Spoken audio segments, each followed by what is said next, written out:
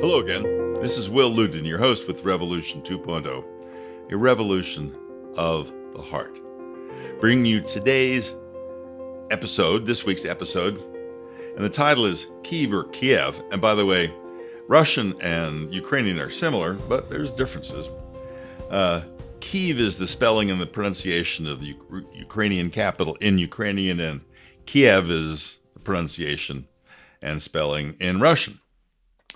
We need candy bombers, not city bombers. Will you volunteer? And together, we are at episode 390. As Russian bombs fall on Kiev and other cities in Ukraine in Putin's effort to expand his rule, let's remember when another Russian president, Joseph Stalin, tried to freeze and starve out most of divided Berlin in 1948 in his attempt at expanding his rule. Perhaps more importantly, let's remember Gail Halvorson, the justifiably famed candy bomber, and a U.S. Air Force pilot who gave joy to the kids of Berlin and hope to the adults by parachuting candy in enormous quantities to the children of bombed-out post-World War II Berlin. Children who had little or nothing and were simply hoping to survive. Stalin failed in his effort. Let's work and pray so that Putin also fails, and work and pray that future bombs are like candy, not explosives, nuclear or otherwise, and work to be one of the candy bombers. And now you'll see on the screen, it's a picture of devastated Berlin with some kids wandering around in the rubble. And if you were able to back up from that and sort of zoom out, in today's language, I don't think you had to zoom out back then, but if you could zoom out, you'd see a city of rubble.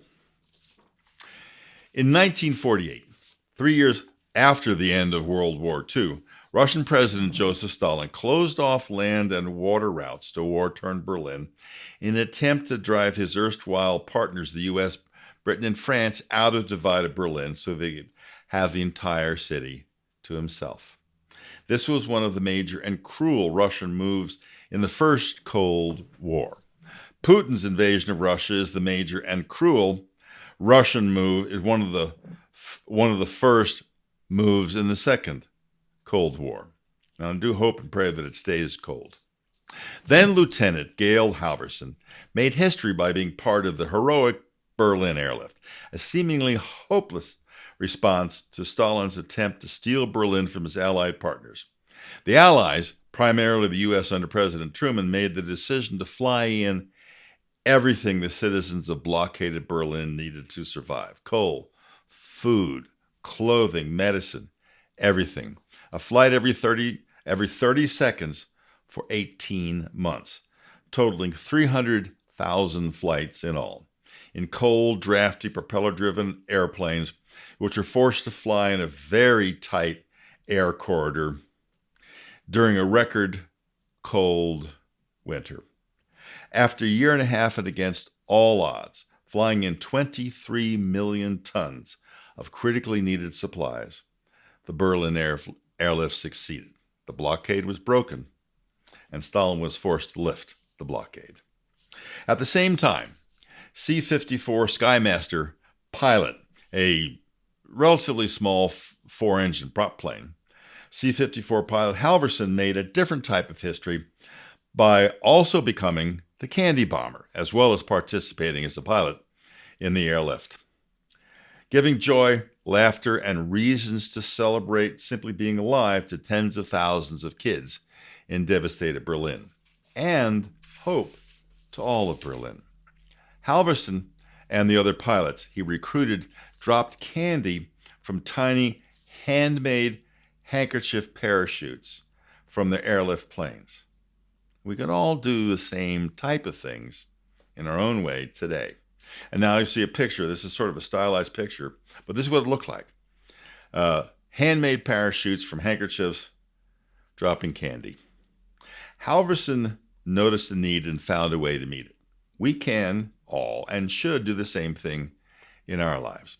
His first encounter with the children came when he noticed a group of them standing around a wire fence blocking entry to Tempelhof Airfield.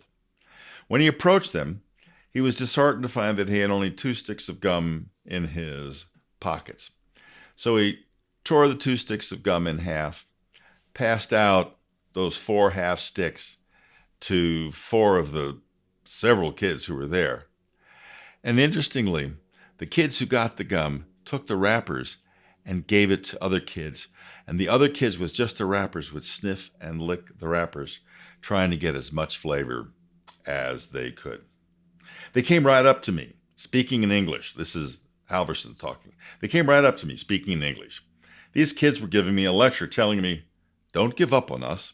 If we lose our freedom, we'll never get it back. American-style freedom was their dream. If we lose our freedom, we'll never get it back. American-style freedom was their dream, reminding us how precious our freedoms are and reminding us that the same thing is happening today in Ukraine. The Berlin airlift gave them their freedom, and this was the start of Operation Little Vittles, the goodwill mission that Halverson created on the spot that gave them joy. Operation Vittles was the whimsical name given to the massive airlift itself. It is estimated that Operation Little Vittles, the candy bombing, was responsible for dropping 23 tons of candy from over 250,000 handmade handkerchief parachutes. And here's a picture of those kids at the fence, where the pilot, Gail Halverson, only had 2 sticks of gum. And eventually that became 23 tons of candy. What can we do? Berlin does not need our help. Ukraine does, but we're not there. Yet we can take effective action. We can be candy bombers without the need for a pilot's license and 46,000 pounds of candy. All we need to do is change our mindset. Look to distribute candy instead of candy bombs instead of verbal bombs. Look to encourage, not criticize. Look to love, not to be right. Some specific examples include not taking oneself so seriously over issues like masks. Regardless of whether we are pro or con, there's nothing heroic about marching down the aisle of an airplane proudly not wearing a mask, and your fellow passengers are not acting like sheep by complying with the rules that everyone agreed to when they bought their tickets. And there is something terribly wrong about roughing up a flight attendant thinking you are defending freedom in the Constitution. No, that's a violation of law and a violation of that very same Constitution. Now, people, strangers, and try not to let them stay strangers. One day while waiting for my car at the wash, I met Joe, the former 82nd Airborne paratrooper, and Joyce, the RN. Joe was wearing an 82nd Airborne hat, so that made starting a conversation easy. He was also wearing a safety vest of some kind. I did not notice till he walked away that the vest announced that he was also a school crossing guard, former 82nd Airborne paratrooper, now a school crossing guard, and proud to wear both the hat and the vest. Joyce was proud to be a nurse and loved being a traveling nurse. Her husband was physically not able to work, so she was the sole support for the two of them. She was proud, not complaining, and both of them loved it when I used their names and listened to their stories. For all of us, hearing our names is like hearing the sweetest music. I have to be very careful not to jump into other people's stories, not to top them. I do that sometimes. And when I do that, shame on me. On another visit to the car wash, in Colorado in winter, cars get very dirty and quiet often. I found myself sitting between a single woman, Kim, and a couple, Fred and Sandy. The three of them loved cruising. I have never been on a cruise, so I sat back and listened.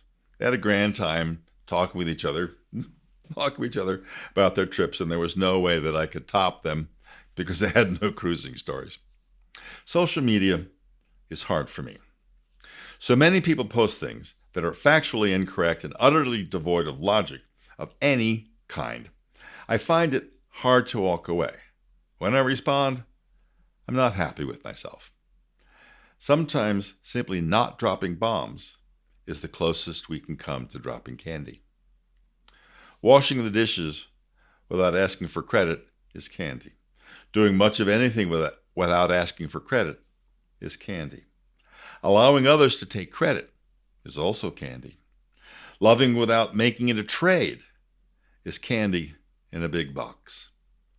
Serving others without expecting anything in return is the entire candy store.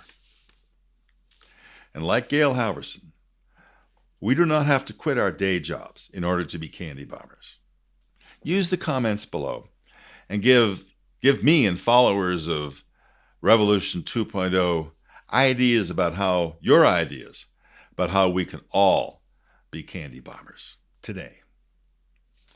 Retired Air Force Colonel Halvorson died last month, February of 2022, at the age of 101. His legacy is a good man, father and husband, military leader, and the candy bomber lives on. We all have, before we go on, there is a picture of Gail Halvorson, and it's interesting. There's a more modern picture of him holding up a Hershey bar, which was, I think, the main candy that they dropped, and a handkerchief parachute, and then a picture of, I guess it's a C-54, it's probably his aircraft, flying over some expectant kids. We all have the personal responsibility to be our own version of Gail Halvorson, the candy bomber. Speaking of personal responsibility, this principle does not stand alone. The two main principles at Revolution 2.0 are: 1, personal responsibility, take it, teach it, and 2, be your brother's keeper. The answer to the age-old question, am I my brother's keeper, is a ringing, unequivocal yes. There simply is no other answer. So where do you stand? What are you going to do? Remember, it does not matter where you stand if you're not going to do anything. And you can start taking effective action today. Subscribe, encourage others to subscribe with you. If you're enjoying this on YouTube, where you can see all of the photographs, I don't have to describe them to you. If you're enjoying this on YouTube, hit the subscription bell and give us a like. And whatever you do, whatever I do, whatever we do it in love. Without love, anything we do is empty. It's Will Luden. Talk to you next time. You've been listening to Revolution 2.0. If you've enjoyed this stimulating, passionate, and relentless reasoning, we encourage you to get out there and do something. Follow Will Luden and learn more at revolution2-0.org.